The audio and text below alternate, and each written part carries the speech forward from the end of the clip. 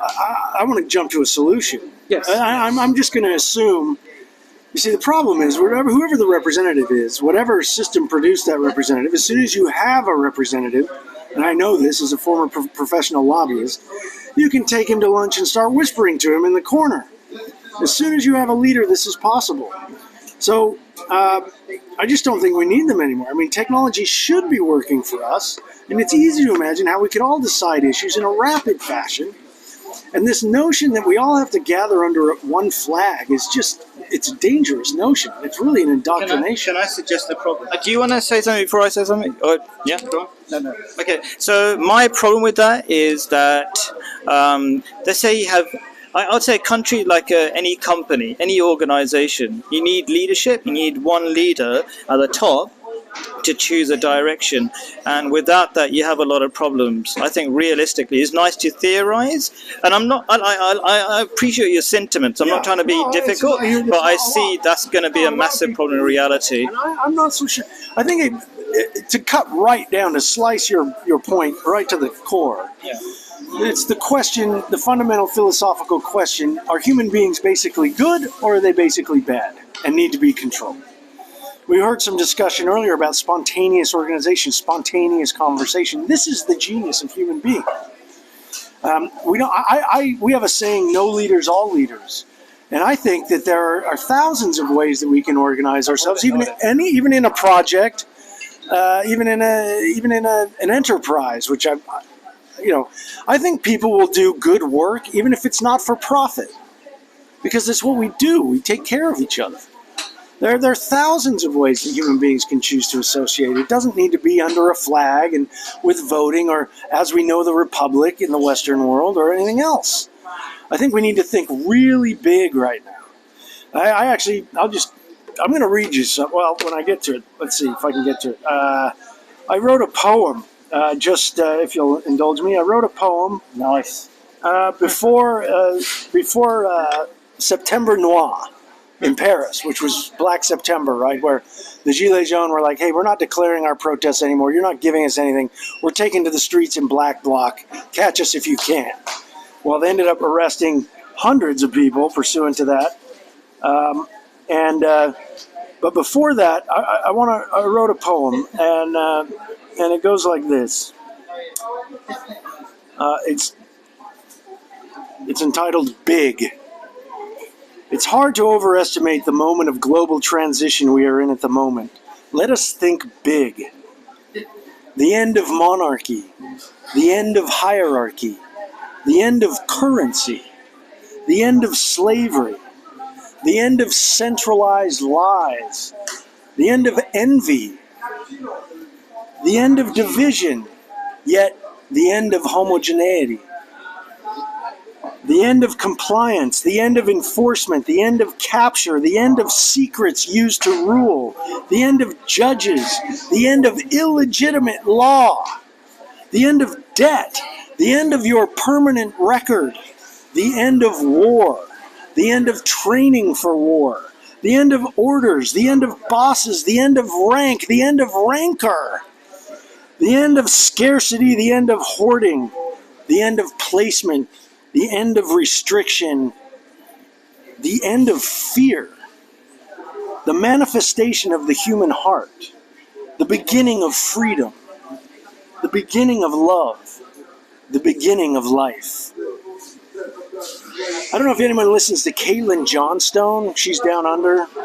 She wrote a great poem about how they lie to us, and talks about, we all know there's an angel egg out there somewhere, but who turned out the lights? We can't find it.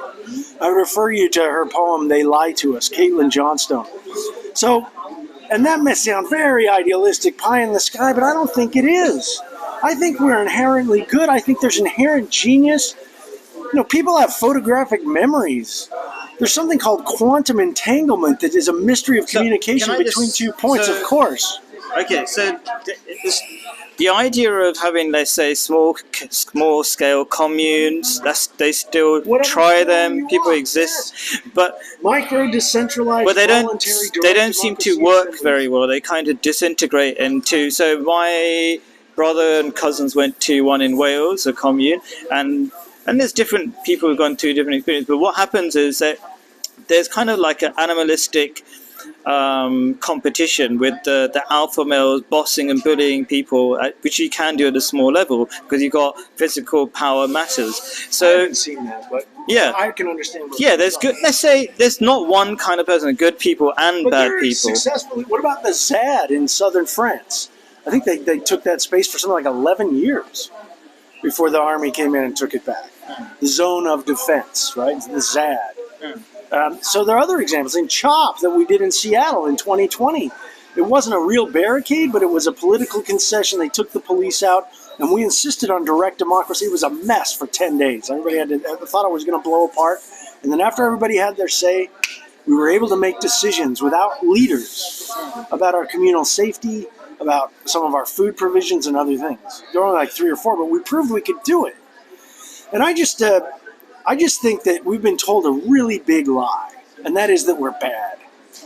And, no one's better than that than the British, right? I mean, stiff upper, eat, suck it up, take the slap on the wrist, whatever it is. Quit talking when you're told to quit talking, fold your arms and be quiet.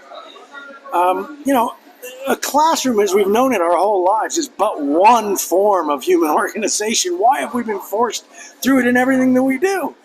Where there ought to be people interrupting and saying things, perhaps. And it depends on the situation. Don't tempt me. Well, right. But I am tempting you because it's usually good, at least in my Okay, experience. so if you want to do anything and you want to do it collectively, then do you need to have a vote? Do you need any level of organization? Well, I think it's fundamental to the human species to need each other. I think we're social creatures. I think it's a healthier place to be with other people. But I guess, that's the big, that's the balance, even in our existing systems, is the balance between individuality and collectivism. And I think that is a more important distinction than ideology at the moment. And like I say, I think the greatest risk right now is technocracy, not communism or capitalism, really, because it's collectivism. In a technocratic state, please, Europe, refuse the digital ID. This is critical right now.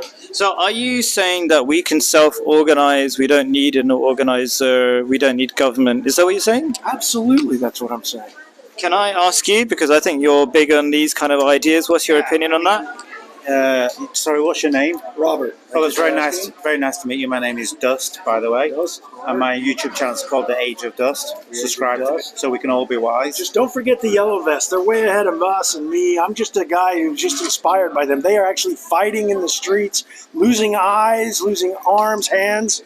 The Yellow Vests of France. I'm sorry to interrupt, but please, you're not going to see it on CNN. But they're way ahead of us. They're way ahead of that conference in Lucerne. They're ahead of the Western world right now. Your analysis is correct, but there is some caveats. It's very important, and you probably would agree with, but we'll find out in a moment. Yes, you can have different communions, different communities functioning and harmonizing and sharing resources, articulating their needs within each other and what's important and how to address when there's conflict. That can easily be achieved. The Speaker's Corner is living proof of that. Rarely need any police, apart from when certain troublemakers turn up, like Bob the Destroyer and Pseudo-Atheist Steve. But I think what is important, and this is now the crux, is that there has to be a constitution that all these communities do need to agree upon, so that these communities don't clash with other communities, and there is a communication, because even though communities are self-contained, they still have to share certain resources, water, land for food, and also when conflicts happen, they can transcend from the local to the international. So a constitution. Well, this is so British of you, if I might say, that we've got to have everything written down first before we know what to do, okay? And I'm the same way. I have the same tendencies. Common sense. Well, is it? I mean, we've got the French Proclamation, something similar. Put something in writing first. We don't have a constitution. The French do. So it's very French. That would be a fair accusation. Well, okay. Well, I think it's very, European. I agree with you just once. But look, and I'm not religious, but there's a lot of wisdom in there in that stuff. Like, for example, Christianity talks about where two or more are gathered. Don't worry about how you're going to clothe yourself. And then what else did they talk about? The real law is written on your heart. We know how to deal with each other. We don't need to script it all out and get everything. This is a very British thing, you know. Remember, you know, when the first lie, when the king said he owns this land, and then the king said he owns this land, and we have to pay him to live on it. This is like the first lie we're all suffering from.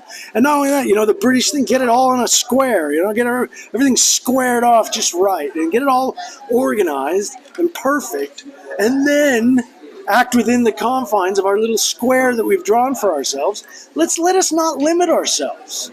Let us not limit ourselves. The human genius goes beyond someone's articulation of the moment, because we're more than that. So Can I speak yes, in- can you have the last word on my video, because I'm getting an arm ache. Okay. So I'm just gonna, and then your video can carry on, but I'm just gonna. Thank you, I'm honored. Yeah. Go on. Okay. Speaking in defence of the British Oh, Constitution. you hold this. Thank you. I'd like to speak very, very briefly in defence of the British Constitution, because I think there is within it a certain unique genius. In that nobody knows what the British Constitution is. As a result of that, unlike France, for instance, which took the attitude that you create a set of written, definite statements which you must obey. That's not the case with that. Well, this is what tends to happen when you say this is the Constitution, this is the way things must be. You do tend to end up, as Russia also found and various other places found, you end up chopping people's heads off.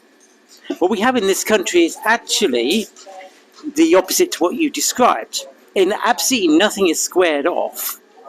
In that nobody knows what the Constitution is, and for that reason, everybody makes things up as suits them on a practical case-by-case basis. Well, if I might interject, I would I'm just just gonna, say, because this is, I'm just gonna kind of round it off for now, and then that video is gonna be longer.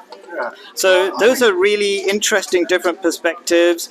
On the comments, do take part. But I feel like you're really eager to say one more thing. yes, it's just, And then you can have the last word, then I'll what cut you've my video described off. What you've described in my sense is that the British just don't have remove themselves from the pretense that there is a written constitution that anyone obeys, because we've seen it proven.